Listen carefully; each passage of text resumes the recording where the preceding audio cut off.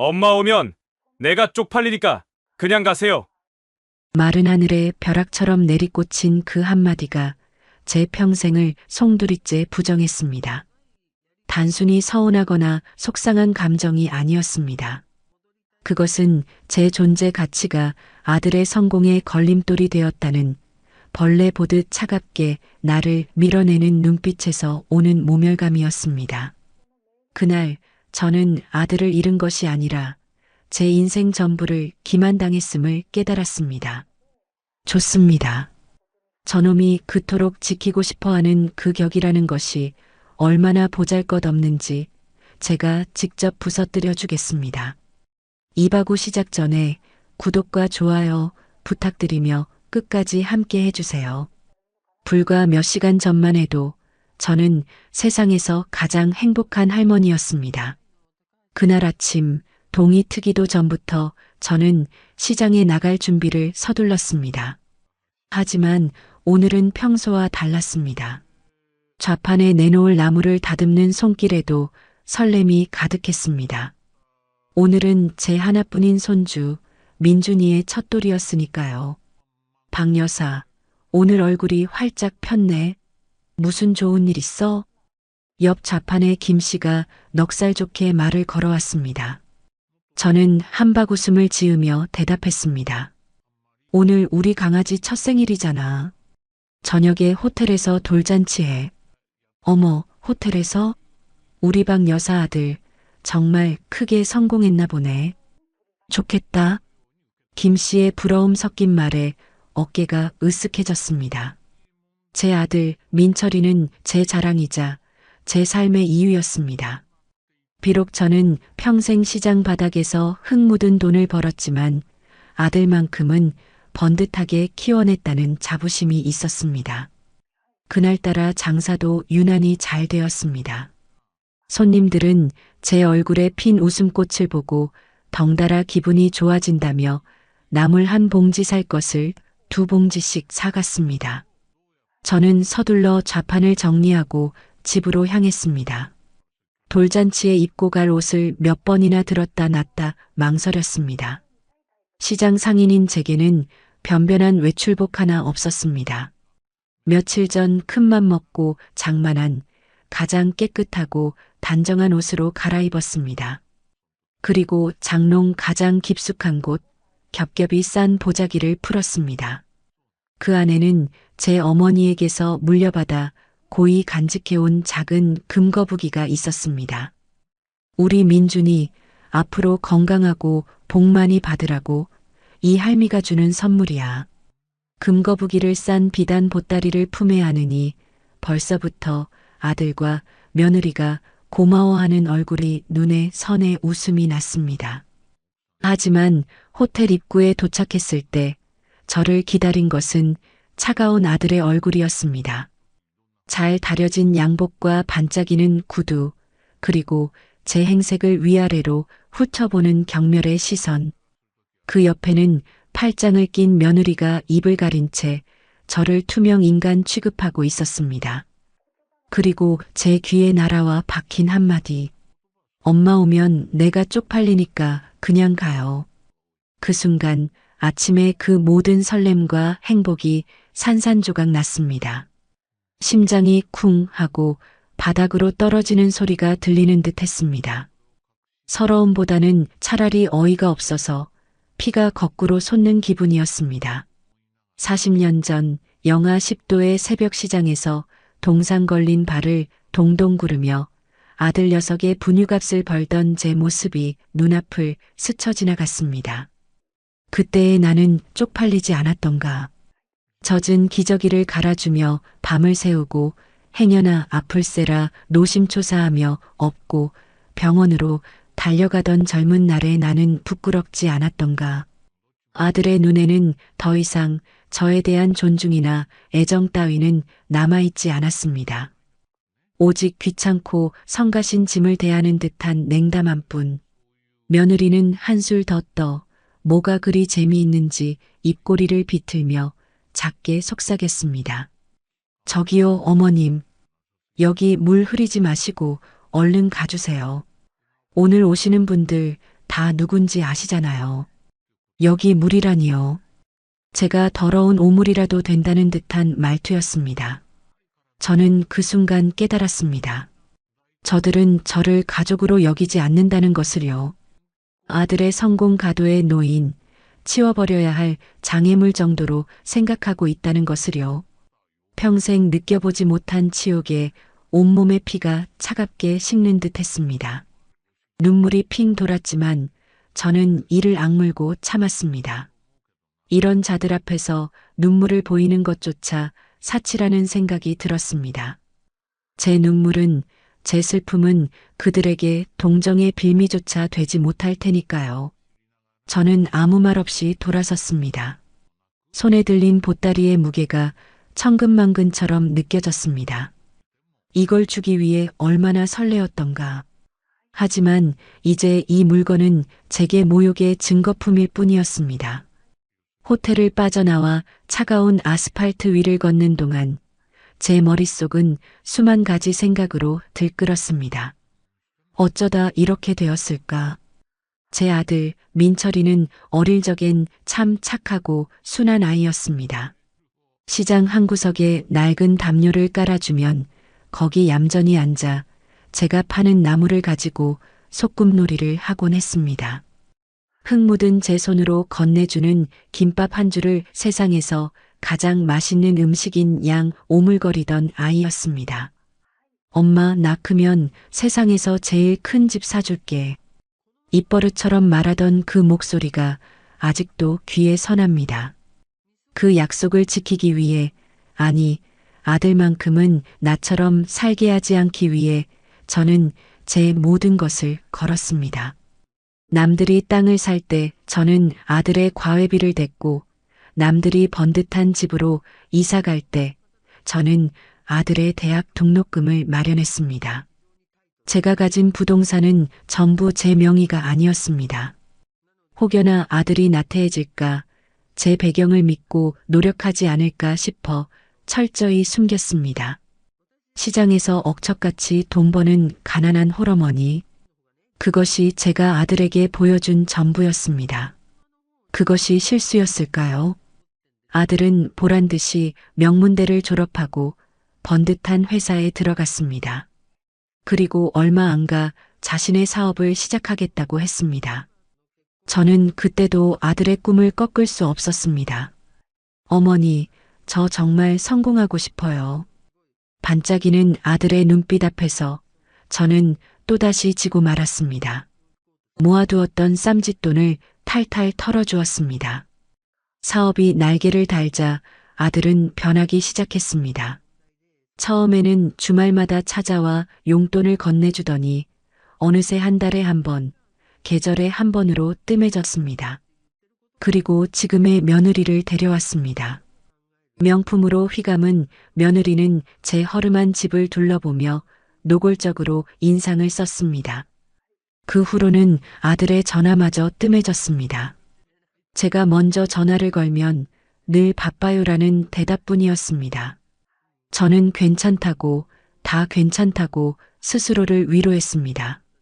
아들이 성공해서 바쁜 건데 자식 잘 되기를 바랐던 어미가 그 정도도 이해 못해서야 쓰나. 하지만 오늘 저는 알았습니다.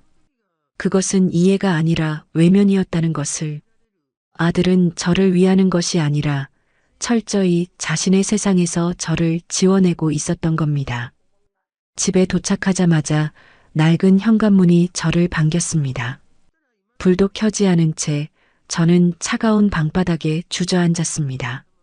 어둠 속에서 벽에 걸린 아들의 백일 사진이 희미하게 보였습니다. 포동포동한 갓난아이가 저를 보며 웃고 있었습니다. 저 아이가 어쩌다 저런 괴물이 되었을까? 내 잘못일까? 내가 너무 모든 것을 바쳤기 때문일까? 후회와 자책이 파도처럼 밀려왔습니다. 하지만 그것도 잠시, 돌잔치장에서 저를 보던 아들의 그 차가운 눈빛이 다시 떠올랐습니다. 모멸감. 그렇습니다. 지금 제 가슴을 채운 것은 슬픔이나 후회가 아니었습니다. 내 인생을 바친 대상에게서 받은 인간 이하의 취급에 대한 참을 수 없는 모멸감이었습니다. 자리에서 벌떡 일어났습니다. 더 이상 울고 있을 시간이 없었습니다. 그동안 아들을 위해 봉인해 두었던 제 진짜 모습을 꺼내야 할 때였습니다. 저는 장롱 깊숙한 곳에 숨겨두었던 작은 금고를 열었습니다. 그 안에는 수십 개의 등기권리증과 법인 서류들이 잠들어 있었습니다. 제 젊음과 맞바꾼 피와 땀의 결정체들이었습니다. 그 중 하나를 꺼내 들었습니다. 아들의 회사가 입주한 강남의 번듯한 빌딩, 그 건물의 등기권리증이었습니다. 소유주 이름란에 박영숙 제 이름 석자가 선명하게 박혀 있었습니다. 그동안 저는 어머니라는 이름 뒤에 숨어 있었습니다. 하지만 이제 그 가면을 벗어던질 때가 왔습니다. 아들이 그토록 원했던 격이라는 것이 무엇인지, 돈의 힘이 얼마나 무서운 것인지 이제부터 제가 직접 가르쳐 주기로 했습니다. 내가 쌓아 올린 성공이 얼마나 허약한 모래성 위에 있었는지 그 성을 지탱하던 기둥이 바로 내가 내친 이 어미였다는 사실을 뼈저리게 느끼게 해줄 것입니다. 차가운 분노가 제 머리를 맑게 했습니다. 눈물은 이미 오래전에 말라붙었습니다. 저는 전화기를 들었습니다. 수화기 너머로 익숙한 목소리가 들려왔습니다. 네, 김 변호사입니다. 저예요, 박영숙입니다. 그동안 맡겨두었던 것들, 이제 하나씩 정리해야겠습니다. 시작은 강남 빌딩부터 하지요. 내일 아침 제일 먼저 명도소송 준비부터 해주세요. 상대는 제 아들입니다. 제 목소리는 조금의 떨림도 없었습니다. 오늘 밤 제 가슴 속에서 아들은 죽었습니다. 이제 남은 것은 제 인생을 되찾기 위한 차가운 복수뿐이었습니다. 창밖은 여전히 어두웠지만 제 눈에는 앞으로 가야 할 길이 그 어느 때보다 선명하게 보였습니다.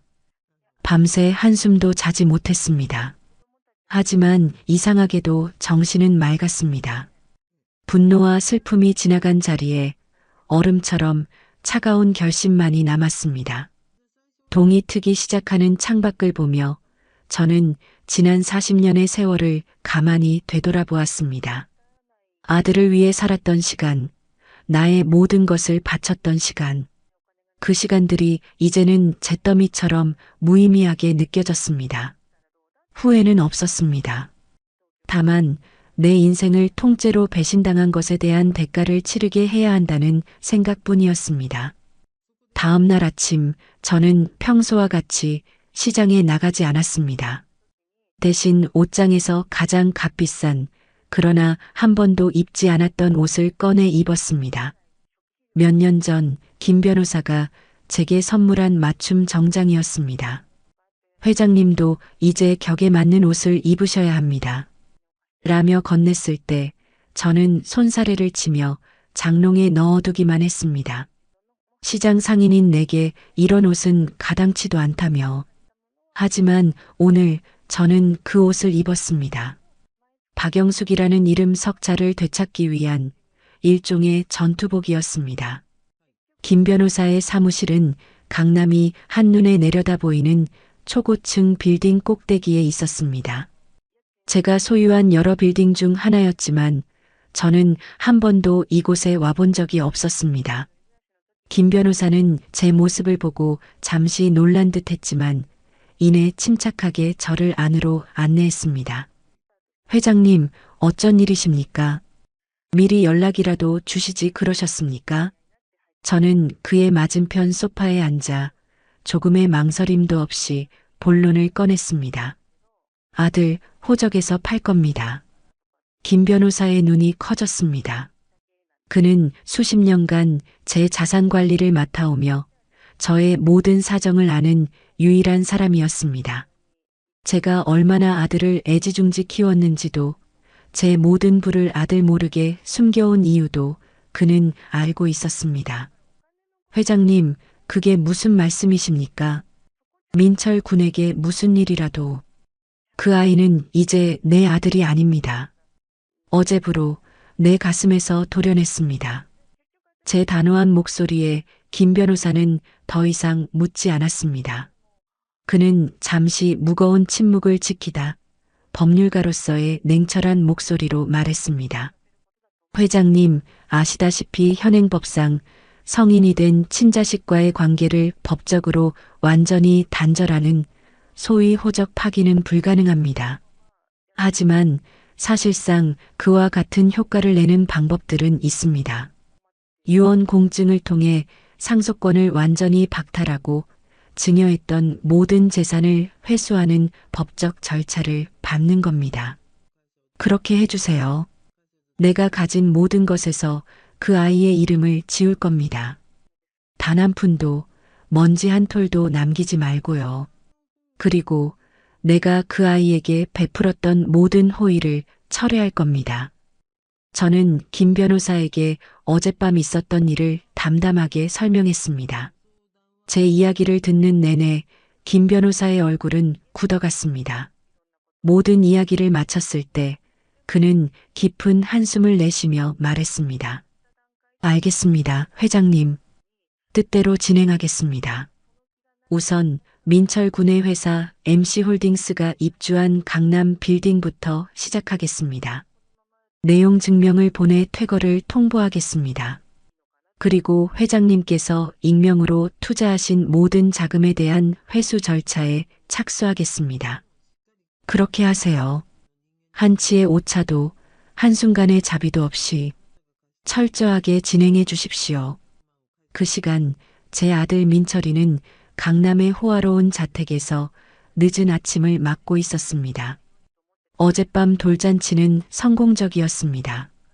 유력한 사업 파트너들에게 어린 아들을 선보이며 자신의 성공을 과시했고 모두 그의 젊은 나이와 수완의 칭찬을 아끼지 않았습니다. 어젯밤에 박 의원님이 당신 칭찬을 얼마나 하던지 젊은 사람이 배포가 대단하다면서 아내 그러니까 제 며느리가 커피를 내오며 제잘거렸습니다. 민철이는 어깨를 으쓱하며 신문을 펼쳐들었습니다. 그 정도는 돼야 이 바닥에서 살아남지. 그런데 어젯밤에 어머니는 어떻게 됐어? 그냥 곱게 돌아가셨나? 그럼요.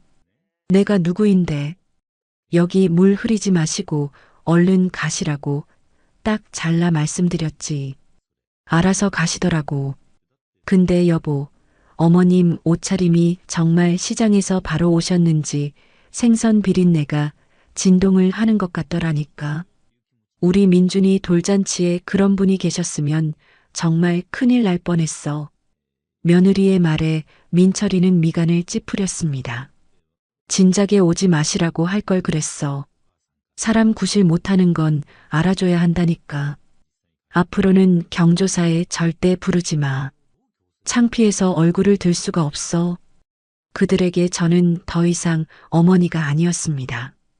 그저 자신들의 화려한 인생에 흠집을 낼 수 있는 창피하고 거추장스러운 존재일 뿐이었습니다. 제 부재를 걱정하거나 궁금해하는 기색은 어디에도 없었습니다. 아마 제가 사라져도 그들은 몇 날 며칠이 지나도록 모를 것입니다. 사무실을 나온 저는 곧장 은행으로 향했습니다. 그리고 수십 년간 거래해온 제 모든 계좌를 해지하고 현금과 자산을 다른 은행의 새로운 계좌로 이전했습니다. 혹시라도 아들이 제 자금 흐름을 추적할 수 있는 아주 작은 단서라도 남기고 싶지 않았습니다. 그리고 제가 살던 낡은 집과 시장의 좌판을 처분하기 위해 부동산에 들렀습니다. 제 과거가 아들과의 연결고리가 담긴 모든 흔적을 지워버릴 작정이었습니다. 집으로 돌아와 짐을 정리하기 시작했습니다. 벽에 걸린 아들의 사진들, 앨범 속의 성장 과정, 아들이 어릴 적 제게 써주었던 삐뚤빼뚤한 편지들, 그것들을 하나씩 쓰레기 봉투에 담으며 제 가슴 한구석이 시큰거리는 것을 느꼈습니다. 하지만 눈물은 나지 않았습니다. 이미 제 눈물샘은 어젯밤에 모두 말라붙어 버렸습니다. 이것은 슬픔이 아니었습니다. 썩은 부위를 도려내는 외과 수술과 같은 차갑고 기계적인 과정일 뿐이었습니다. 마지막으로 아들의 베넷 저고리가 담긴 작은 오동나무 상자를 꺼냈습니다. 그것만은 참아 버릴 수가 없어 한참을 만지작거렸습니다. 하지만 이내 마음을 굳혔습니다. 이것마저 남겨둔다면 저는 영원히 과거에 얽매이게 될 것입니다. 상자를 쓰레기 봉투 가장 깊숙한 곳에 밀어 넣었습니다. 그 순간 제 마음속에서 마지막 남은 미련의 끈이 툭 하고 끊어지는 소리가 났습니다. 모든 것을 정리하고 나니 텅 빈 집에는 저 혼자 덩그러니 남았습니다. 하지만 외롭지 않았습니다. 오히려 홀가분했습니다. 수십 년간 저를 짓누르던 어머니라는 멍에를 벗어던진 기분이었습니다. 저녁이 되었을 때 김 변호사에게서 전화가 왔습니다. 회장님 요청하신 대로 MC홀딩스에 보낼 내용 증명 작성을 마쳤습니다. 그리고 민철 군의 모든 신용카드 및 대출에 대한 회장님의 보증을 철회하는 절차도 시작했습니다. 아마 다음 주부터 민철 군의 자금 흐름에 문제가 생기기 시작할 겁니다. 지금 최종 확인 후 바로 발송할까요? 수화기 너머로 김 변호사의 나직한 목소리가 들려왔습니다. 저는 창밖에 어두워진 도시를 가만히 내려다보았습니다. 수많은 불빛들 속에서 제 아들 역시 아무것도 모른 채 웃고 있을 것입니다. 그 웃음이 언제까지 갈 수 있을지 저는 조용히 지켜볼 것입니다. 저는 나직하지만 단호한 목소리로 대답했습니다. 네. 지금 바로 보내세요. 그로부터 며칠 후 아들 민철이의 회사 MC홀딩스는 그 어느 때보다 활기가 넘쳤습니다. 대표이사실에 앉아 통유리 밖으로 보이는 강남의 전경을 내려다보는 것은 민철이가 가장 좋아하는 일이었습니다. 모든 것을 발 아래 둔 듯한 세상을 정복한 것 같은 기분이 들었기 때문입니다. 마침 중요한 해외 계약을 성사시킨 참이라 그의 기분은 최고조에 달해 있었습니다.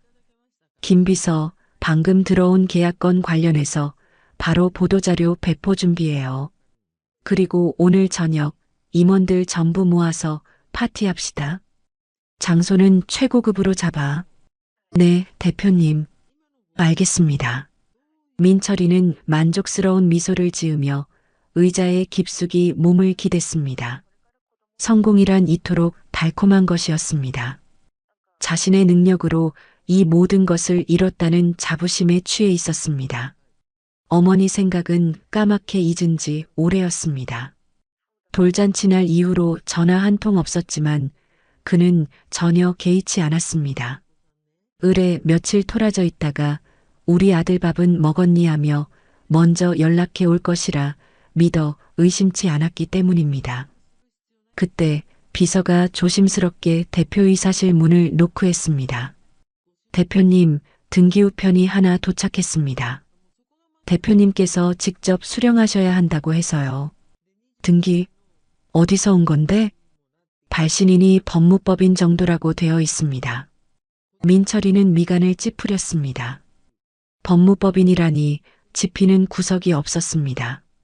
그는 대수롭지 않게 봉투를 건네받아 뜯었습니다. 그 안에는 내용 증명이라는 붉은 글씨가 선명한 서류 한 장이 들어 있었습니다. 부동산 임대차 계약 해지 및 퇴거 통보. 그의 표정이 굳어졌습니다. 현재 자신의 회사가 입주한 이 건물의 임대차 계약을 해지하니 다음 달까지 사무실을 비우라는 내용이었습니다. 이게 무슨 말도 안 되는 소리야? 민철이는 헛웃음을 터뜨렸습니다. 연체된 임대료도 없었고 계약 기간도 아직 한참 남아 있었습니다. 건물주가 단단히 미친 게 아니고서야 이럴 리가 없었습니다. 그는 서류 맨 아래에 적힌 임대인, 즉 건물주의 이름을 확인하기 위해 시선을 내렸습니다. 그리고 그 이름을 본 순간 그의 눈은 제자리를 찾지 못하고 미친 듯이 흔들리기 시작했습니다. 임대인 박영숙? 제 이름 석자가 한치의 오차도 없이 선명하게 박혀 있었습니다.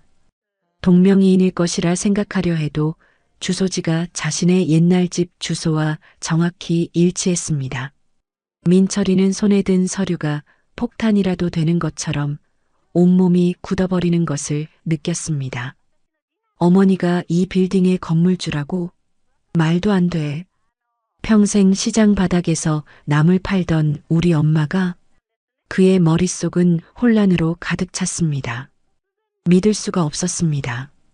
하지만 법무법인의 직인이 찍힌 서류는 이것이 장난이 아님을 증명하고 있었습니다. 그는 곧바로 전화기를 들어 제게 전화를 걸었습니다. 하지만 수화기에서는 차가운 기계음만이 흘러나왔습니다. 고객의 요청으로 당분간 착신이 정지되어 있습니다.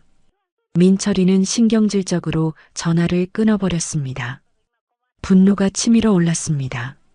감히 어머니가 자기 아들 사업장에 이런 짓을 벌인단 말인가. 돌잔치날 조금 섭섭하게 했다고 이런 유치한 복수국을 꾸민 것인가. 그는 이 모든 상황을 어머니의 치졸한 관심 끌기 정도로 판단했습니다. 저는 그 시각 김 변호사와 함께 새로운 거처에 있었습니다. 한강이 내려다 보이는 조용하고 전망 좋은 오피스텔이었습니다. 제가 평생 살아온 낡고 허름한 집과는 모든 것이 달랐습니다. 집 안에는 최소한의 가구만이 놓여 있었고 그 덕에 공간은 더욱 넓고 차갑게 느껴졌습니다. 회장님, 앞으로는 이곳에서 지내시지요. 과거의 흔적이 남은 곳은 심신에 좋지 않습니다. 김 변호사가 따뜻한 차를 건네며 말했습니다. 저는 말없이 차를 한 모금 마셨습니다. 혀끝에 맴도는 쌉쌀한 향이 제 정신을 더욱 또렷하게 만들었습니다. 내용 증명은 잘 도착했겠지요. 네, 아마 지금쯤이면 민철 군이 받았을 겁니다. 곧 전화가 빗발치기 시작하겠군요. 그의 말대로였습니다. 제 휴대전화는 꺼져 있었지만 김 변호사의 전화는 쉴 새 없이 울려대기 시작했습니다. 발신인은 모두 민철이었습니다. 김 변호사는 제게 어떻게 할 것인지 눈짓으로 물었습니다. 저는 고개를 가로저었습니다. 받지 마세요. 제 풀에 지쳐 떨어져 나가게 둬야 합니다. 지금 전화를 받아주면 그 아이는 제가 여전히 자기 손바닥 위에 있다고 착각할 겁니다. 알겠습니다. 그럼 다음 단계는 계획대로 진행할까요? MC홀딩스의 2대 주주로서 임시 주주총회 소집을 요구하는 건입니다. 네. 그 아이가 저지른 가장 큰 실수는 나를 단순히 돈 없는 늙은 어미로만 생각했다는 겁니다. 자신이 누리는 모든 것들이 어디서부터 왔는지 이제부터 하나씩 알게 될 겁니다. 제 목소리에는 감정이 실려 있지 않았습니다. 저는 더 이상 아들의 행동에 상처받거나 분노하지 않았습니다. 그저 제 계획이 차질 없이 진행되는 것을 지켜보는 냉정한 관찰자가 되었을 뿐입니다. 한편 어머니에게 연락이 닿지 않자 민철이의 분노는 극에 달했습니다. 그는 곧장 아내에게 전화를 걸어 자초지종을 설명했습니다. 뭐라고? 어머님이 이 건물주라고? 그게 말이 돼? 나도 믿기지 않아. 근데 사실이야. 법무법인 통해서 내용 증명까지 보냈어. 당장 방 빼라고. 어머 세상에. 그 양반이 노망이 드셨나? 아니면 어디서 사기라도 당하신 거 아니야? 며느리는 호들갑을 떨며 소리쳤습니다. 그녀 역시 이 상황을 심각하게 받아들이지 않았습니다. 그저 돈 몇 푼 숨겨둔 늙은 시어머니가 벌이는 어설픈 반항 정도로 여겼습니다. 여보, 걱정 마.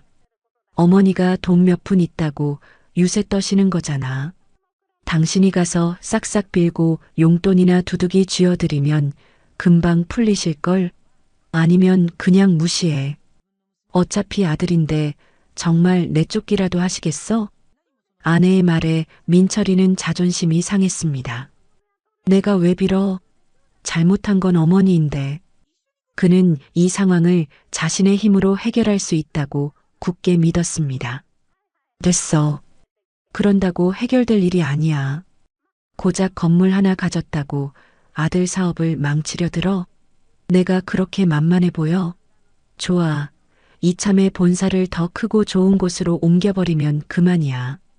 어머니가 얼마나 대단한 부자인지는 모르겠지만 나도 이제 이 바닥에서 무시 못할 사람이라고. 보란 듯이 더 성공해서 어머니가 오늘을 후회하게 만들어주겠어. 그는 비서를 호출했습니다. 김 비서, 지금 당장 강남 일대에서 우리 회사 규모에 맞는 새 사옥 자리를 알아봐. 지금 있는 곳보다 2배는 더 큰 곳으로. 어머니께 보여드려야지. 내가 당신 아들이지만 이제 당신 도움 따위는 필요 없는 사람이라는 걸. 김 비서는 당황한 표정을 지었지만 감히 대표의 말에 토를 달 수는 없었습니다. 민철이는 자신이 아주 현명한 결정을 내렸다고 생각하며 만족스러운 표정을 지었습니다. 그는 아직 몰랐습니다. 자신이 딛고 선 땅이 꺼지기 시작했다는 것을. 자신의 성공 신화가 사실은 어머니라는 거대한 뿌리 위에 서 있었다는 것을. 그리고 그 뿌리가 스스로를 뽑아내기 시작했다는 사실을 말입니다. 그날 밤 저는 새로 옮긴 집에서 처음으로 편안하게 잠이 들었습니다. 창밖으로는 저무는 강남의 화려한 야경이 펼쳐져 있었습니다. 그 불빛의 한가운데서 제 아들은 헛된 오만함에 사로잡혀 있겠지요. 저는 조용히 눈을 감았습니다. 이제 시작일 뿐이었습니다. 진짜 지옥은 아직 문도 열리지 않았으니까요. 아들이 사옥 이전을 위해 분주하게 움직인다는 소식은 김 변호사를 통해 실시간으로 제게 보고되었습니다. 저는 그저 말없이 듣고만 있었습니다. 제 아들 민철이는 아마 생각하고 있겠지요. 건물 하나 뺏는다고 해서 자신이 무너지지 않을 거라고, 더 보란 듯이 성공해서 나를 후회하게 만들 거라고. 어리석은 아이.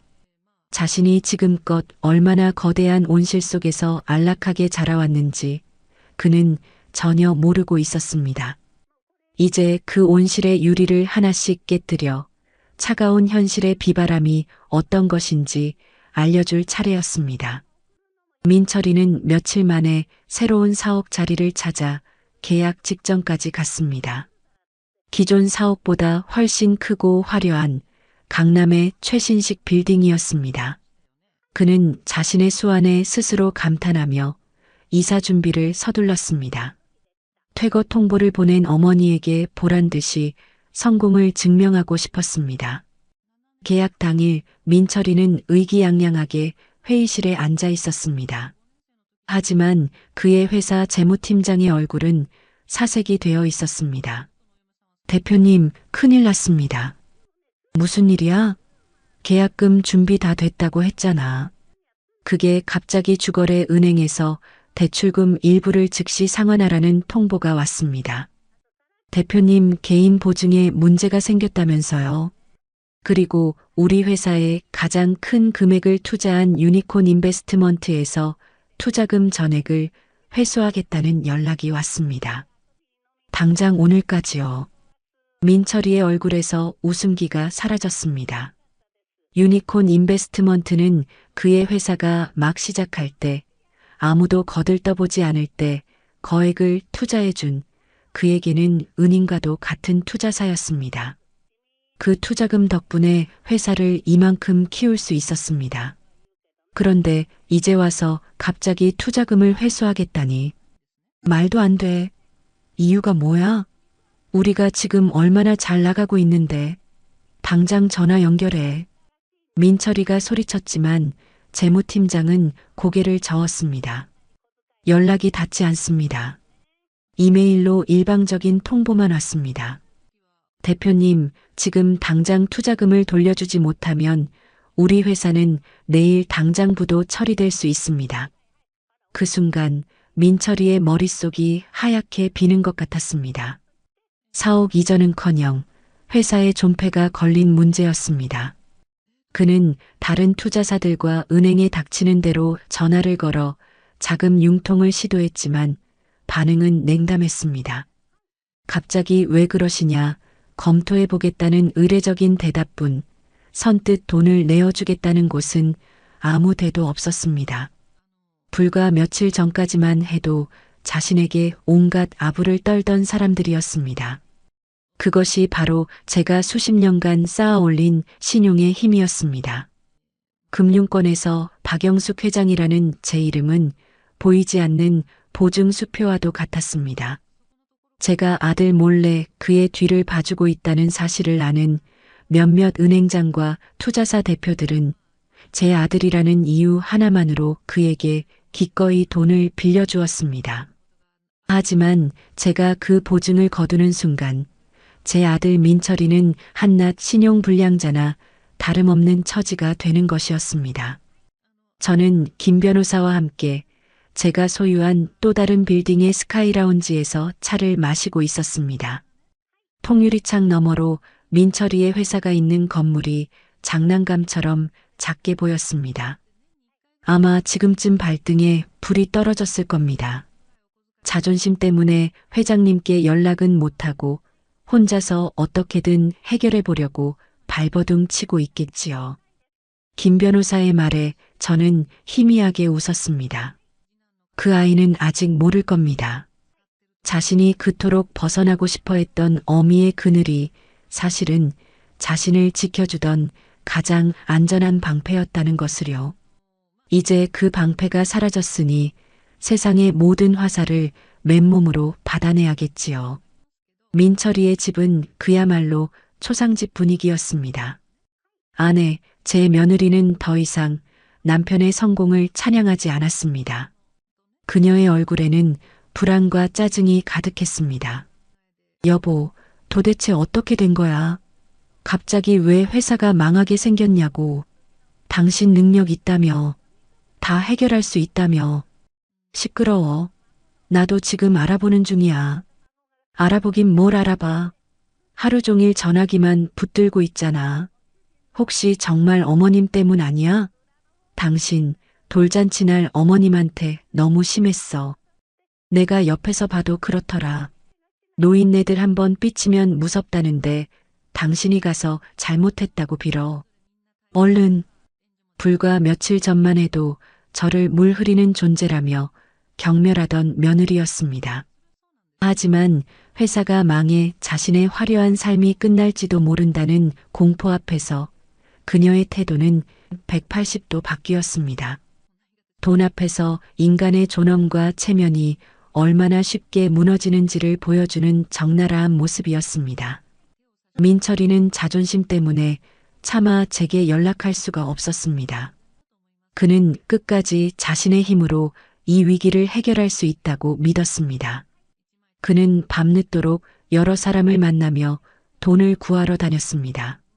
하지만 세상은 냉정했습니다. 돈과 성공이라는 달콤한 열매가 사라지자 그 주위에 모여들었던 하이에나들은 썰물처럼 빠져나갔습니다. 그날 밤 저는 김 변호사에게 한 가지를 더 지시했습니다.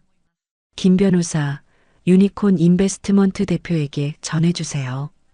내일 아침 MC홀딩스에 직접 방문해서 투자금 회수 절차를 밟으라고. 그리고 제 대리인 자격으로 간다는 말을 꼭 덧붙이세요. 알겠습니다, 회장님. 아마 민철 군에게는 결정타가 될 겁니다. 다음 날 아침 초췌한 모습으로 밤을 새운 민철이는 마지막 희망을 걸고 있었습니다. 유니콘 인베스트먼트의 결정이 단순한 해프닝이기를 어떻게든 설득할 수 있을 것이라 믿었습니다. 그때 비서가 다급하게 뛰어들어왔습니다. 대표님, 유니콘 인베스트먼트 대표님이 직접 오셨습니다. 민철이는 자리에서 벌떡 일어났습니다. 드디어 대화할 기회가 생겼다고 생각했습니다. 그는 황급히 회의실로 달려갔습니다. 그곳에는 중년의 신사가 서류 가방을 든 채 그를 기다리고 있었습니다. 대표님, 이게 도대체 어떻게 된 일입니까? 아무런 예고도 없이 갑자기 투자금을 회수하시겠다니요. 저희가 뭘 잘못했습니까? 민철이가 다급하게 물었지만 유니콘의 대표는 감정 없는 목소리로 대답했습니다. 저희는 투자자의 결정에 따라 움직일 뿐입니다. 민 대표님 회사의 최대 지분을 가진 진짜 주인 말입니다. 진짜 주인이요?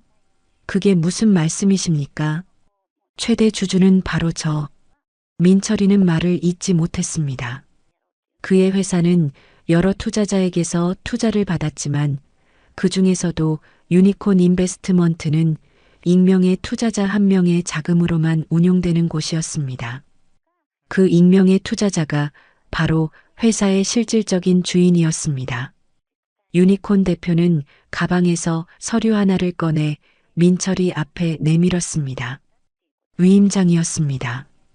그리고 그 위임장 맨 아래 위임인의 이름 칸에 적힌 이름 박영숙.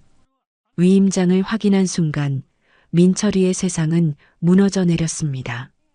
자신의 성공 신화가 그가 그토록 벗어나고 싶어 했던 어머니의 손바닥 위에서 펼쳐진 한낱 인형극에 불과했다는 진실.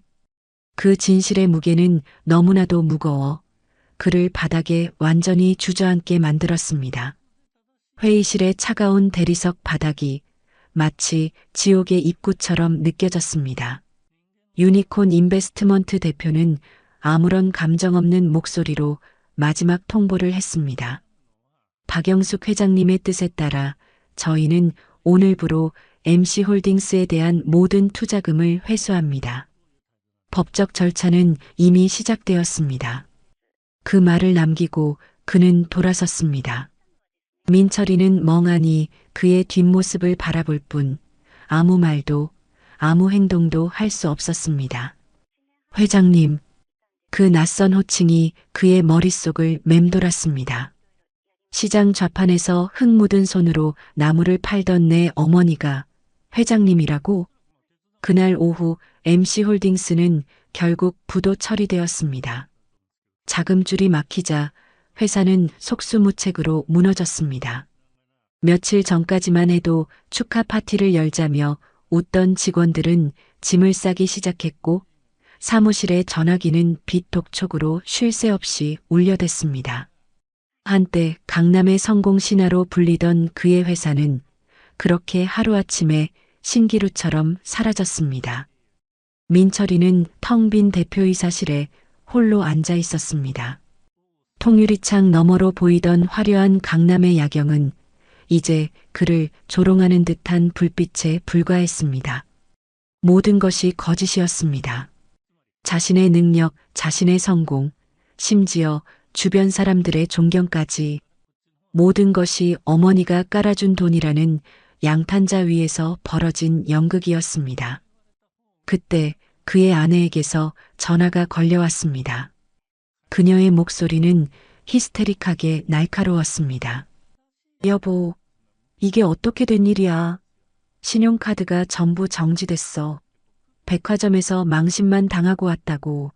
그리고 집으로 웬 빨간 딱지가 날아왔는데 이거 뭐야? 집까지 압류가 들어온 것이었습니다. 제가 보증을 철회하자 은행은 기다렸다는 듯이 모든 자산을 동결시킨 것입니다. 일단 진정하고 민준이 데리고 당신 친정집에 가 있어. 내가 어떻게든 해결해 볼게. 해결? 뭘 어떻게 해결해? 당신 이제 빈털털이잖아. 당신 어머니가 다 가져갔다며. 난 몰라. 난 이런 거 못 참아.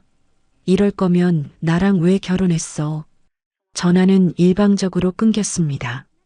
민철이는 허탈한 웃음을 터뜨렸습니다. 사랑을 속삭이던 아내마저 돈이 사라지자 가차없이 돌아섰습니다. 그는 비틀거리며 자리에서 일어나 무작정 회사 밖으로 뛰쳐나갔습니다. 지금 이 상황을 해결할 수 있는 사람은 단 한 명뿐이었습니다. 어머니. 그는 가장 먼저 제가 살던 낡은 집으로 달려갔습니다.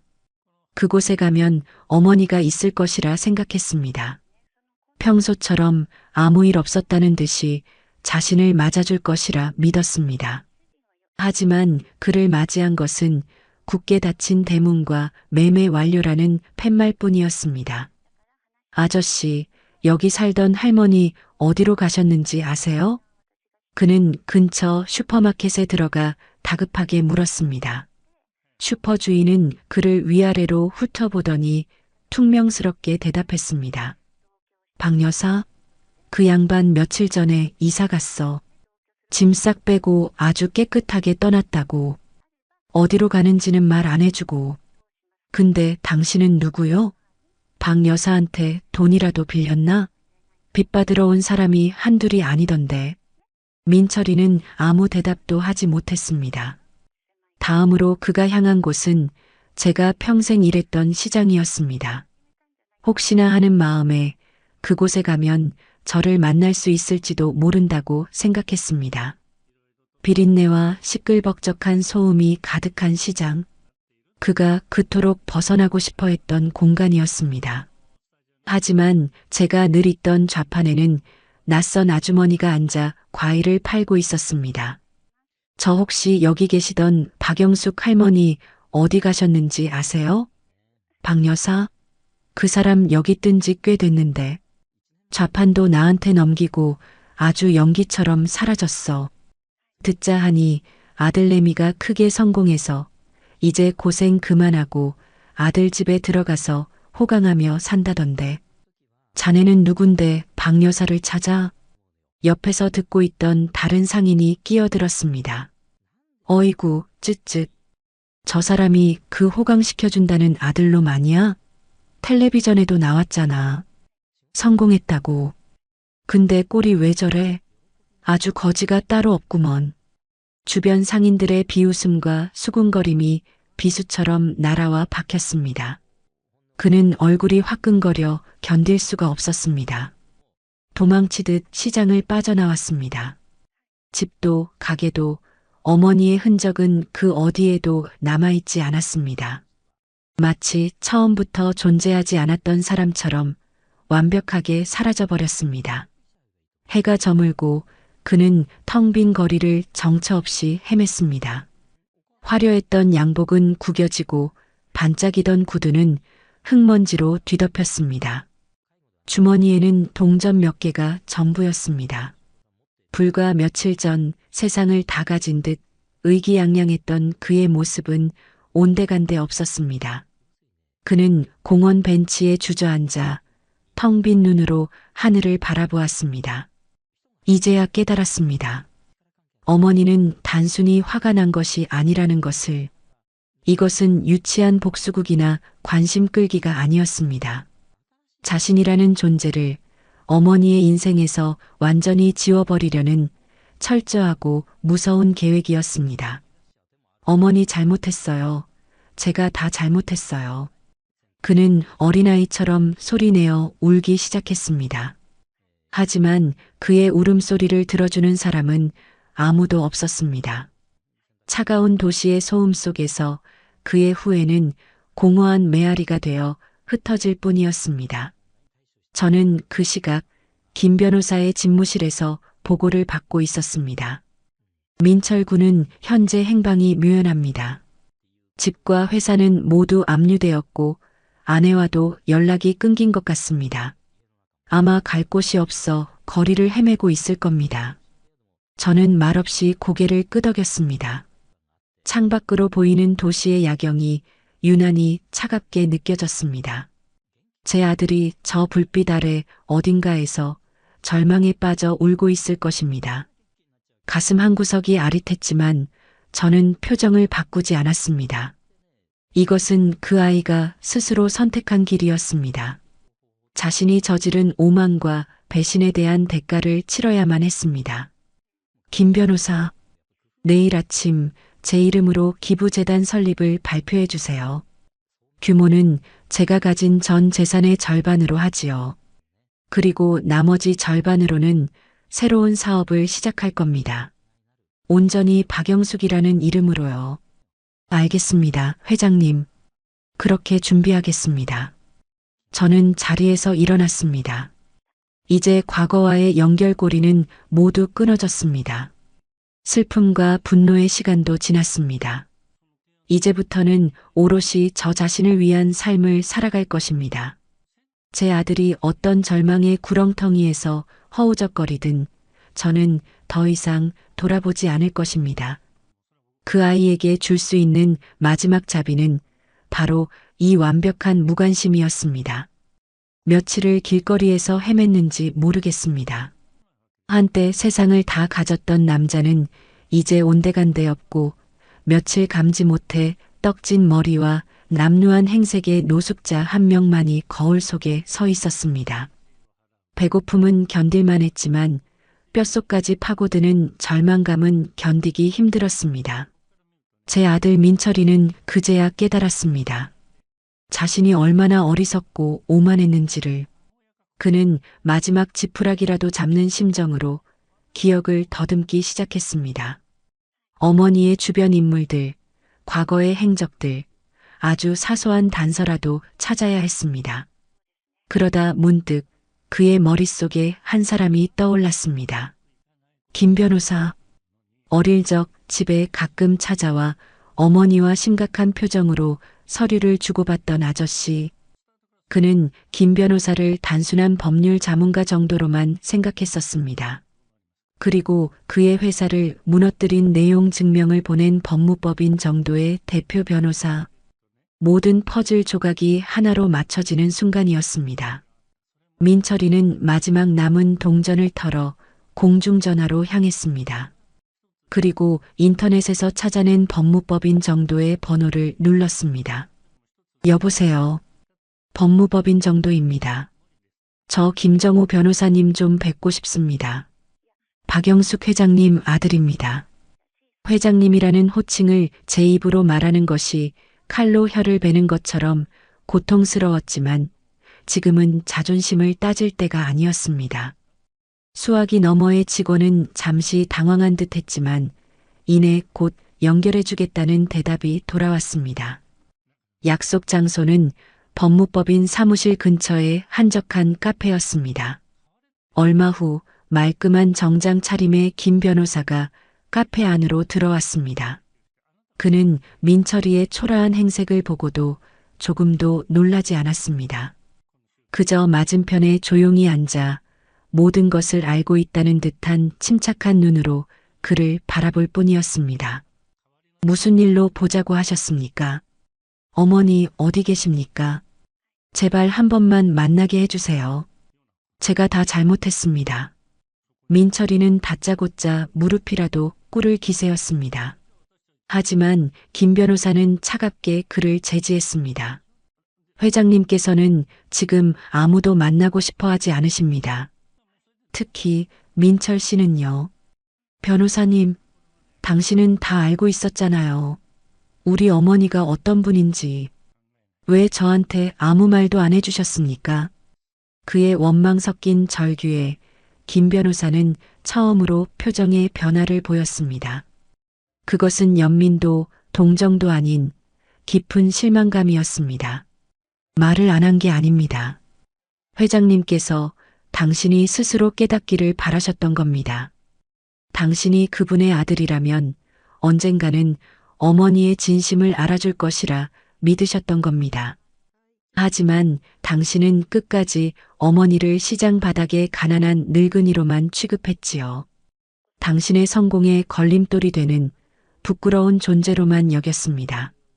김 변호사는 가방에서 낡은 서류철 하나를 꺼내 테이블 위에 올려놓았습니다. 이것은 지난 30년간 회장님께서 당신을 위해 무엇을 하셨는지에 대한 기록입니다. 민철이는 떨리는 손으로 서류철을 열었습니다. 그 안에는 그의 인생 전체가 담겨 있었습니다. 그가 다녔던 유치원부터 대학교까지의 모든 등록금 납입 증명서, 그가 살았던 집들의 등기부 등본, 그가 창업할 때 받았던 투자금의 출처, 심지어 그가 아내에게 선물했던 고가의 보석 영수증까지 모든 자금의 출처는 단 한 곳, 박영숙이라는 이름으로 귀결되었습니다. 그는 어릴 적 가난한 형편에도 불구하고 최고의 사립초등학교에 입학할 수 있었던 것을 이상하게 생각했었습니다. 어머니는 그저 운이 좋았다고만 했습니다. 대학교 시절 친구들이 아르바이트에 허덕일 때 자신은 학업에만 전념할 수 있었습니다. 어머니는 그저 시장 상인들끼리 만든 장학금을 받았다고 둘러댔습니다. 사업이 위기에 처했을 때마다 귀신같이 투자자들이 나타나 도움을 주었습니다. 그는 그것이 자신의 능력과 운 때문이라고 믿었습니다. 모든 것이 거짓이었습니다. 그의 인생에는 단 한 번도 운이나 유행이 없었습니다. 오직 어머니의 철저하고 계획된 지원만이 있었을 뿐입니다. 그가 당연하게 누려왔던 모든 것들이 사실은 어머니의 피와 땀으로 이루어진 것이었습니다. 회장님께서는 당신이 태어나던 해부터 부동산에 눈을 뜨셨습니다. 당신에게만큼은 가난을 물려주지 않겠다는 일념 하나로 닥치는 대로 일하고 닥치는 대로 땅을 사모으셨습니다. 낮에는 시장에서 나무를 팔고 밤에는 건설 현장에서 자벽부로 일하셨습니다.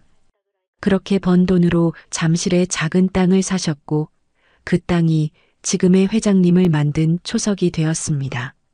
하지만 그분은 단 한 번도 자신의 부를 드러내지 않으셨습니다. 혹여나 당신이 나태해질까, 돈의 무서움을 모르고 잘할까 봐서요. 김 변호사의 목소리는 담담했지만 그 내용은 민철이의 심장을 갈기갈기 찢어놓기에 충분했습니다. 그는 자신이 얼마나 끔찍한 죄를 저질렀는지 이제야 깨달았습니다.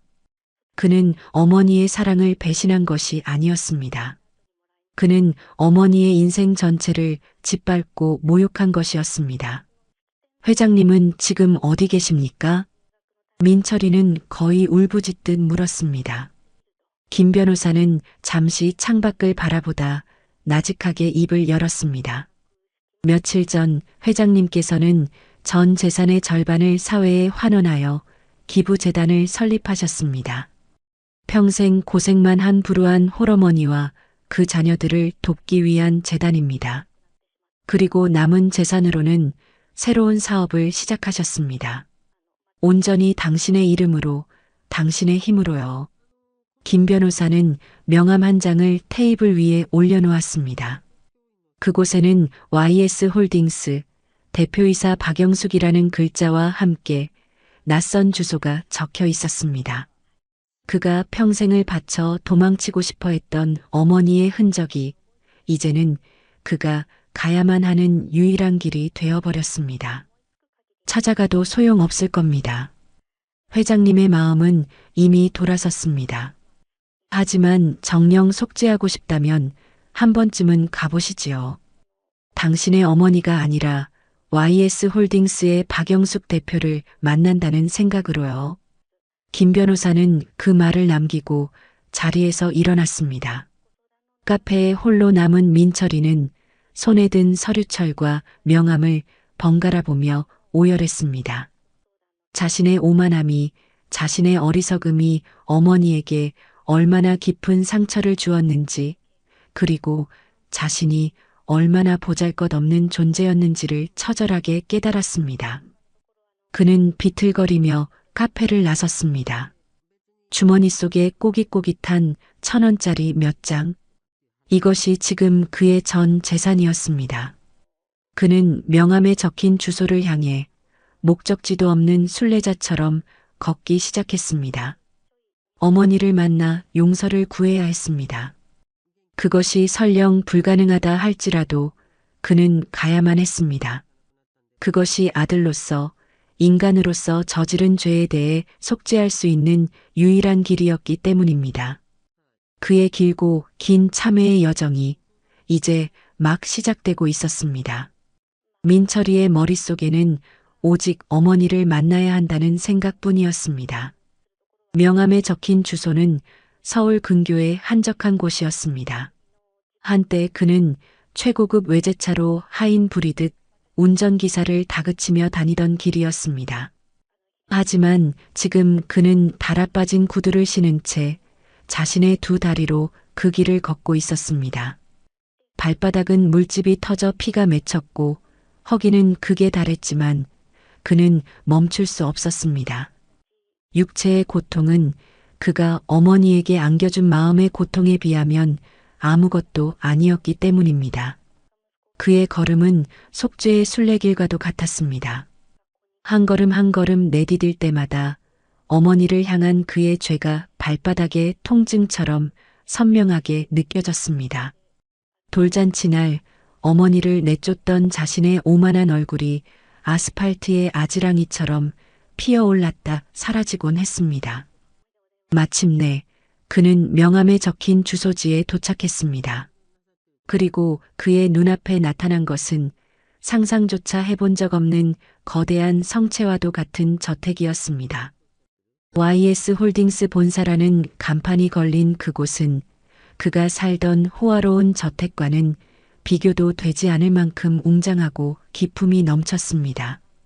저택을 둘러싼 잘 가꾸어진 정원과 그 너머로 보이는 통유리 건물은 마치 외국의 성을 보는 듯 했습니다. 모든 것이 정교하게 계산된 아름다움을 뽐내고 있었습니다. 그는 자신이 어머니에 대해 아무것도 몰랐다는 사실을 다시 한번 처절하게 깨달았습니다. 민철이는 그 거대한 철문 앞에서 망연자실 서 있었습니다. 그가 어머니에 대해 알고 있던 모든 것이 산산조각 나는 순간이었습니다. 시장 좌판에 초라한 늙은 어머니는 어디에도 없었습니다. 자신의 어머니는 이 거대한 제국의 주인이었습니다. 자신이 평생을 바쳐 이루려 했던 성공의 정점에 이미 어머니가 서 있었습니다. 그는 자신이 얼마나 작은 우물 안에서 왕노릇을 하던 개구리였는지를 깨달았습니다. 그가 멍하니 서 있을 때 뒤에서 요란한 경적 소리와 함께 택시 한 대가 멈춰 섰습니다. 그리고 그 택시에서 내린 사람은 뜻밖에도 그의 아내였습니다. 며칠 사이 그녀 역시 수척해진 모습이었지만 여전히 명품 옷을 걸치고 있었습니다. 그녀는 자신의 몰락을 받아들이지 못하고 마지막 남은 돈까지 털어 겉모습을 치장한 것이 분명했습니다.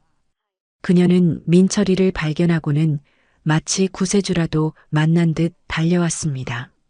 여보, 당신 여기 있었구나. 내가 얼마나 찾았다고. 시어머니께서 여기 계신다는 소문 듣고 나도 한 걸음에 달려왔어. 그녀는 민철이의 팔을 붙들고 저택의 철문을 가리키며 말했습니다. 그녀의 눈은 탐욕으로 번들거렸습니다. 세상에 어머님이 이렇게 대단한 분이셨을 줄이야. 여보, 우리 이제 살았어. 당신이 가서 싹싹 빌면 어머님도 마음 약해지실 거야. 여자들은, 특히 늙은 여자들은 자식 이기는 부모 없거든. 어서 가자, 응? 가서 잘못했다고, 다시는 안 그러겠다고 빌자. 내가 옆에서 눈물 연기 좀 하면 금방 넘어오실 거야. 민철이는 아내의 손을 뿌리쳤습니다. 그녀의 입에서 나오는 말 한마디 한마디가 역겨웠습니다. 진심 어린 후회나 반성은 찾아볼 수 없었습니다. 오직 이 상황을 벗어나 예전의 호화로운 삶으로 돌아가고 싶다는 욕망만이 번들거리고 있었습니다. 당신은 여기 왜 왔어? 왜 오긴? 당연히 어머님께 용서를 빌러왔지. 내가 당신 옆에서 같이 빌어줄게. 내가 싹싹하게 굴면 어머님도 금방 용서해 주실 거야. 내가 며느리잖아. 그리고 우리 민준이 하나뿐인 손주를 봐서라도 우리를 내치시진 못할 거야. 그녀는 마치 모든 것이 잘 해결될 것이라는 듯 천연덕스럽게 말했습니다. 민철이는 그런 아내의 모습에 구역질이 났습니다. 그는 깨달았습니다. 자신 역시 얼마 전까지만 해도 저런 모습이었다는 것을, 돈과 성공에 눈이 멀어 가장 소중한 것을 헌신짝처럼 버렸다는 것을. 그때 저택의 무거운 철문이 소리 없이 열렸습니다. 그리고 그 안에서 김 변호사가 걸어 나왔습니다.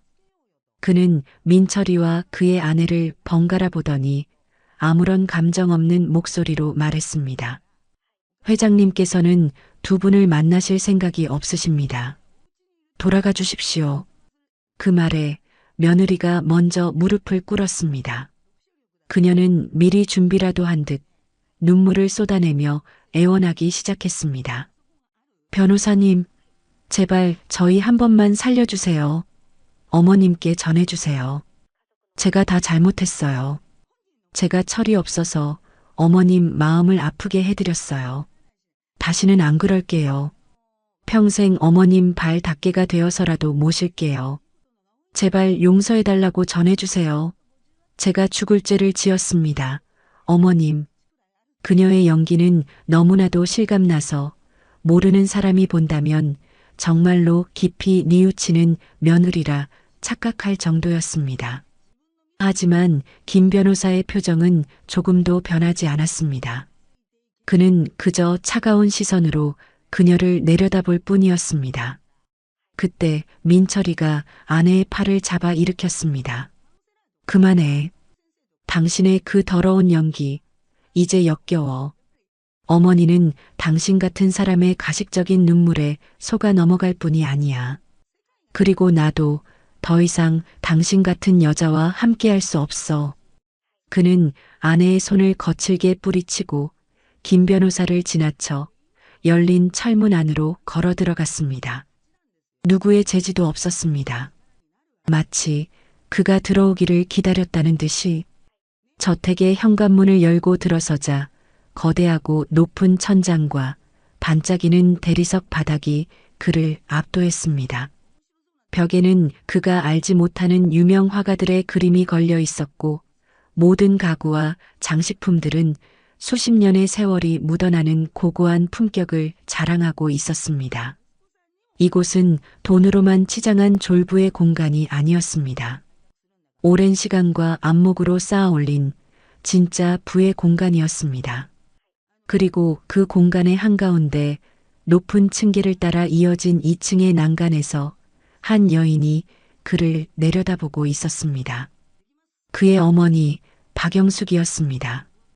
어머니는 시장 좌판에 허름한 옷이 아닌 고고한 기품이 흐르는 실크 드레스를 입고 있었습니다. 늘 흙먼지가 묻어있던 얼굴은 깨끗하게 정돈되어 있었고 고생의 흔적이 가득했던 손에는 보석 반지가 빛나고 있었습니다. 하지만 그녀의 눈빛만은 변하지 않았습니다. 아니, 변했습니다. 예전에 온화하고 자애롭던 눈빛은 온데간데였고 모든 것을 꿰뚫어 보는 듯한 차갑고 날카로운 시선만이 남아 있었습니다. 그 시선은 아들을 향한 연민이 아니라 자신의 창조물이 어떻게 망가졌는지를 확인하는 창조주의 시선과도 같았습니다. 민철이는 그 자리에서 무릎을 꿇었습니다. 쿵 하는 소리가 대리석 바닥에 울려 퍼졌습니다. 그리고 아무 말도 하지 못하고 그저 눈물만 흘렸습니다. 수만 가지 말이 머릿속을 맴돌았지만 그 어떤 말도 그의 죄를 씻을 수 없다는 것을 알았기 때문입니다. 잘못했습니다라는 말조차 너무나 가볍고 위선적으로 느껴졌습니다. 그는 그저 아이처럼 소리 없이 눈물만 뚝뚝 흘렸습니다. 지난날의 오만함, 어머니를 향한 경멸, 성공에 대한 헛된 자부심, 그 모든 것이 뜨거운 눈물이 되어 흘러내렸습니다. 아들의 울음소리가 텅 빈 저택 안을 공허하게 채웠습니다. 얼마나 시간이 흘렀을까. 난간 위에서 아들을 내려다보던 저는 나직하지만 힘있는 목소리로 입을 열었습니다. 내가 흘리는 눈물이 잃어버린 돈 때문이냐, 아니면 내가 버린 어미 때문이냐. 제 목소리는 메아리가 되어 텅 빈 저택을 울렸습니다. 저는 2층 난간에서 대리석 바닥에 무릎 꿇고 있는 제 아들을, 아니 저 남자를 가만히 내려다보았습니다.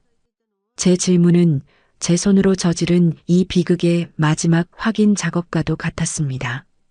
과연 이 모든 복수가 의미가 있었는지를 가늠하는 저 자신을 향한 질문이기도 했습니다. 저 아이는 한참 동안 고개를 들지 못했습니다. 저 초라하고 남루한 모습이 한때는 제 세상의 전부였던 아들이라는 사실이 믿기지 않았습니다. 저 아이의 어깨가 가늘게 떨리는 것을 보며 저는 제 심장이 얼음처럼 차갑게 식어가는 것을 느꼈습니다. 얼마나 지났을까요? 마침내 저 아이가 천천히 고개를 들었습니다. 퉁퉁 부어 짓무른 눈이었지만 그 눈빛은 이전과 달랐습니다. 돈을 잃은 자의 절망이나 분노가 아니었습니다. 더 깊고 처절한, 마치 자신의 영혼 가장 밑바닥을 들여다본 사람 같은 그런 눈빛이었습니다. 저 눈빛을 보는 순간 저는 알았습니다. 저 아이가 이제야 모든 것을 깨달았다는 것을. 저 아이는 저를, 자신의 창조주의자 파괴자인 저를 올려다보며 갈라지는 목소리로 입을 열었습니다. 처음에는 잃어버린 돈 때문이었습니다. 제가 쌓아 올린 모든 것이 무너진 것에 대한 절망감이었습니다. 하지만 길거리를 헤매고 모든 사람에게 외면당하고 변호사님을 통해 어머니의 진짜 삶을 알게 된 지금 저는 압니다. 제가 흘리는 이 눈물은 제가 버린 어미 때문입니다. 제가 잃어버린 것은 돈이 아니라 세상에서 유일하게 저를 사랑해 주었던 당신이었습니다. 어머니. 저는 어머니를 잃었습니다. 저 목소리, 힘없이 갈라지고 있었지만 그 안에는 어떤 거짓도 꾸밈도 느껴지지 않았습니다. 만약 돌잔치 날 저 아이가 이런 목소리, 이런 눈빛으로 제게 단 한마디라도 했다면 이 모든 비극은 시작되지 않았을지도 모릅니다. 하지만 때는 이미 너무 늦어버렸습니다. 저 진심 어린 고백이 오히려 제 마음을 더욱 차갑게 만들었습니다. 저 아이의 깨달음이 제 복수의 정당성을 증명하는 마지막 증거가 되어버렸기 때문입니다. 저는 천천히 한 걸음 한 걸음 계단을 내려갔습니다. 또각, 또각. 제 구두 소리가 저택 안에 울려 퍼질 때마다 저 아이는 움찔거리며 몸을 떨었습니다. 저는 무릎 꿇고 있는 저 아이의 바로 앞에 섰습니다. 그리고 그 흔들리는 눈동자를 똑바로 바라보며 제 안에 남은 마지막 연민까지 끌어모아 독을 만들었습니다. 그 독을 가장 잔인한 말에 담아 뱉어냈습니다. 이제 와서 그딴 말을 한들 무슨 소용이 있겠느냐. 내가 나를 버린 그 순간 나도 너를 버렸다. 내 실력이 대단해서 성공한 줄 알았지? 천만에. 내 실력은 내 돈이었다. 제 목소리를 듣는 저 아이의 얼굴이 하얗게 질려갔습니다. 마지막 남은 희망의 끈이라도 잡으려 했던 그 눈빛이 산산조각 나는 것을 똑똑히 보았습니다. 저는 멈추지 않았습니다. 이왕 시작한 복수, 어설픈 동정으로 끝낼 수는 없었습니다. 너는 나를 부끄러워했지만 나는 단 한순간도 너를 부끄러워한 적이 없었다. 내가 내 아들이라는 사실만으로도 나는 행복했다. 하지만 너는 그 아들이기를 포기했다. 그러니 나도 이제 내 어미이기를 포기하겠다. 너는 이제 내 아들이 아니다. 내가 지금 느끼는 그 고통, 그 절망, 평생 안고 살아가거라. 그것이 내가 너에게 주는 마지막 유산이다. 말을 마친 저는 미련 없이 돌아섰습니다. 등 뒤에서 저 아이가 절규하는 소리가 들렸습니다. 어머니, 잘못했어요. 제가 정말 잘못했어요. 제발, 제발 한 번만 용서해 주세요. 어머니. 그 처절한 울음소리가 제 심장을 핥히는 듯 했지만 저는 걸음을 멈추지 않았습니다. 지금 제가 무너지면 이 모든 복수는 실패로 돌아갑니다. 저 아이는 다시 예전의 오만한 괴물로 돌아갈 것입니다. 문이 열리고 김 변호사가 경비원들과 함께 들어오는 것이 보였습니다. 그는 제게 말없이 고개를 끄덕였습니다. 이제 모든 것이 끝난다는 신호였습니다. 나가주시지요. 회장님의 뜻입니다. 저는 저 아이가 경비원들에게 힘없이 끌려나가는 모습을 차마 끝까지 보지 못하고 2층에 제 서재로 올라왔습니다. 창밖으로 저택의 거대한 철문이 닫히는 것이 보였습니다. 철문에 매달려 절규하는 저 아이의 모습, 그리고 그런 저 아이를 저주하며 돌아서는 며느리의 모습까지. 저는 그 모든 광경을 감정 없는 눈으로 그저 지켜보았습니다. 모든 것이 끝났습니다. 얼마 후 김 변호사가 서재로 들어왔습니다. 그는 제게 아무 말도 하지 않고 그저 따뜻한 차 한 잔을 건넸습니다. 회장님 괜찮으십니까? 저는 대답 대신 나직하게 물었습니다. 김 변호사, 내가 너무 잔인했나? 회장님께서는 최선을 다하셨습니다. 그것이 민철 군을 위한 마지막 사랑이었을지도 모릅니다. 때로는 완벽한 파멸만이 진정한 속죄의 시작이 될 수도 있으니까요. 사랑이라 나는 이제 그 아이를 사랑하는 법을 잊어버린 것 같네. 내 가슴 속에 아들은 더 이상 없어. 오직 내가 만들어낸 실패작만이 남아있을 뿐이야. 저는 그렇게 말하며 제 책상 서랍 깊숙한 곳에 넣어두었던 작은 오동나무 상자를 꺼냈습니다. 그 안에는 저 아이가 어릴 적 삐뚤빼뚤한 글씨로 썼던 낡은 편지 한 장이 들어 있었습니다. 세상에서 제일 사랑하는 우리 엄마. 제가 커서 꼭 호강시켜 드릴게요. 저는 그 편지를 가슴에 품으며 누구에게도 들리지 않을 작은 목소리로 의조렸습니다. 그래, 너는 나를 호강시켜 주었지. 내 아들이 이 세상에서 가장 어리석고 비참한 존재가 되는 꼴을 보게 해주었으니 이보다 더한 호강이 어디 있겠느냐. 내 덕에 나는 이제 평생을 후회와 그리움 속에서 살아가겠구나. 제 눈가에서 마침내 뜨거운 눈물 한 방울이 흘러내렸습니다. 그것은 아들을 향한 연민도 용서도 아니었습니다. 자신의 손으로 아들을 파멸시켜야만 했던 한 어미의 처절한 회한이자 슬픔이었습니다.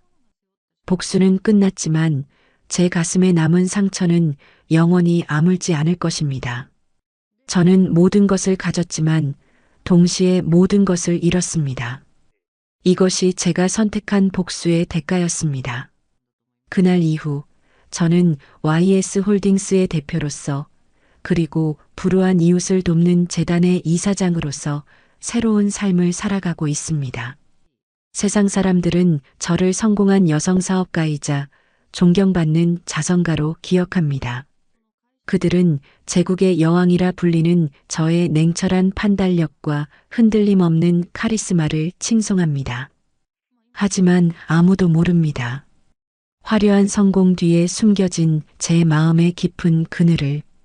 매일 밤 잠자리에 들 때마다 아들의 마지막 울음소리가 환청처럼 들려오는 것을 가끔, 아주 가끔 저는 창밖을 내다보며 생각합니다. 지금쯤 내 아들은 어디서 무엇을 하고 있을까? 밥은 굶지 않는지, 잠은 제대로 자는지. 하지만 저는 결코 그 아이를 찾지 않을 겁니다. 이것이 제가 그 아이에게 그리고 저 자신에게 내리는 마지막 형벌이니까요. 그날 찢어진 제 마음은 다시는 붙지 않을 것입니다. 남겨진 국화 한 송이처럼 제 마음도 그렇게 시들어가고 있습니다. 여러분이라면 어떻게 하셨을까요? 제 선택이 정말 옳았던 걸까요? 오늘의 이바구는 여기까지입니다. 이 모든 비극은 자식의 용서받을 수 없는 배신에서 시작되었습니다. 어머니의 세상을 무너뜨린 아들에게 주인공 박 여사는 자신의 모든 것을 걸어 그 대가를 치르게 했습니다. 결국 이 이야기는 우리에게 묻고 있습니다. 진정으로 가치 있는 것은 무엇이며 그것을 잃었을 때 우리는 무엇으로 남게 되는지를 부디 여러분의 삶에서는 가장 소중한 것을 가장 아픈 방식으로 확인하는 일이 없기를 진심으로 바랍니다. 함께 해주셔서 감사합니다.